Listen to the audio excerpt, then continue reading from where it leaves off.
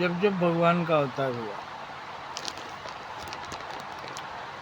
सभी अवतारों में भगवान ने बुराई को नष्ट करने के बारे में सोचा, पाप अधर्म को मिटाने के लिए, धर्म की स्थापना के लिए, अच्छाई को बढ़ावा देने के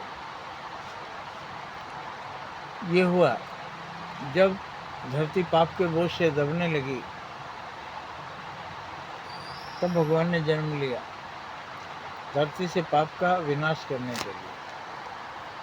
इसका मतलब भगवान ने जो दुनिया बनाई है, ये पाप जो है उसका मैल है। जैसे हम डेली नहाते हैं शरीर का मैल धोने के लिए, वैसे ही सृष्टि भी नहाती है पाप को खत्म करने के लिए। धरती स्वच्छ हो जाए, लोग यहाँ के स्वच्छ हो जाएं, धरती स्वर्ग बन जाए, यही सबकी अपेक्षा थी। मोहम्मद साहब आए, यीशु मसीह आए, भगवान रामकृष्ण आए, ये सब एक ही काम किए। अब ये तीनों एक ही हैं, क्योंकि तीनों भगवान हैं। और तीनों एक कैसे हैं?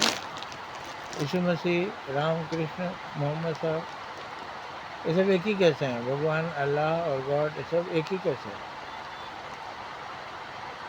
तो सबने कहा कि सारी दुनिया का मालिक अल्लाह है, उसने कहा सारी दुनिया का मालिक गॉड है, और हिंदू ने कहा सारी दुनिया का मालिक भगवान है।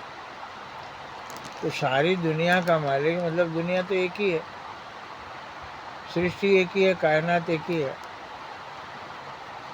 उसका मालिक भी एक ही है।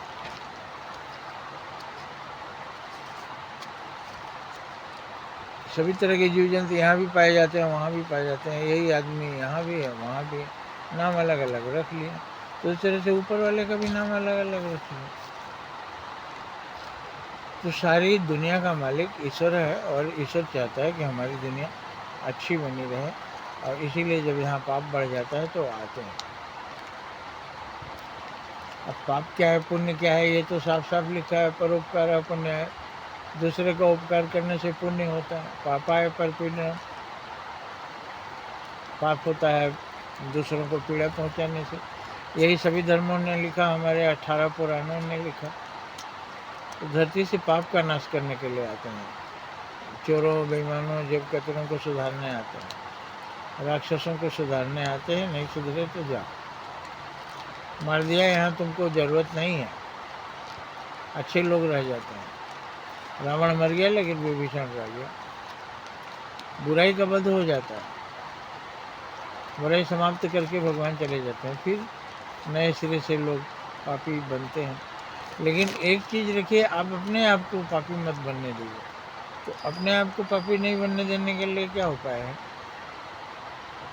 पाप क्या है? दूसरों को पीड़ा पहुंचाना पाप है। दूसरों को क्यों लोग कष्ट देते हैं? क्यों कष्ट देते हैं? जब आपको पता है कि जितना कष्ट आप दूसरों को देंगे उससे 100 गुना कष्ट आपको मिलेगा, ये घाटे का सौदा क्यों करते हैं? ये तो आपके हाथ में है। एक अच्छा करेंगे आपको 100 अच्छा फल मिलेगा, तो अच्छा ही करिए ना। हमको आम की चाहिए हज़ारों, तो हम आम के हज़ारों पेड़ लगा दें। कांटा एक भी नहीं चाहिए तो एक भी नहीं लगा, बस तो आपके हाथ में है कौन सा पौधा लगाएंगे कौन नहीं। तो धरती को पाप मुक्त करने के लिए भगवान यहाँ आते हैं, और वो 3 धर्म भी बना के चले गए। धर्म तो एक ही है, लेकिन सबका अपना अपना तरीका है समझाने का। इस्लाम ने दूसरे तरीके से समझाया, बाइबल ने दूसरे के तरीके से समझाया, लेकिन सबका मतलब ये है कि अगर उन्होंने समझाया कि फ़कीर को खाना देना चाहिए, और वहाँ से कहा पुअर मैन को आपको फूड देना चाहिए, हम लोग कहे गरीबों को सहारा बनना चाहिए, तो सब तो एक ही बात है ना भाई, लैंग्वेज का अंतर है। ऐसा आप समझ गए होंगे। दुनिया में बुराई ये भगवान को बर्दाश्त नहीं है, अल्लाह को बर्दाश्त नहीं है, इसलिए अच्छाई को बढ़ाइए और सबको समझाइए, इसी में फ़ायदा है।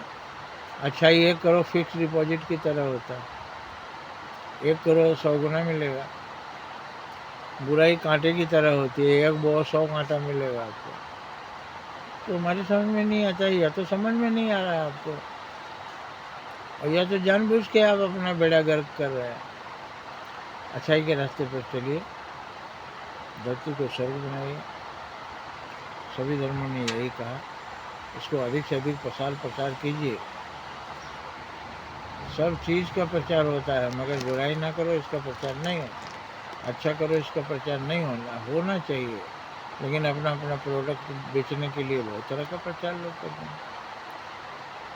और ये जो सबसे बड़ा प्रोडक्ट है जिससे सबका भला होगा, इसको नहीं करते। जय हिंद, जय भारत। क्या उंगली तुम्हारा है ऐसे?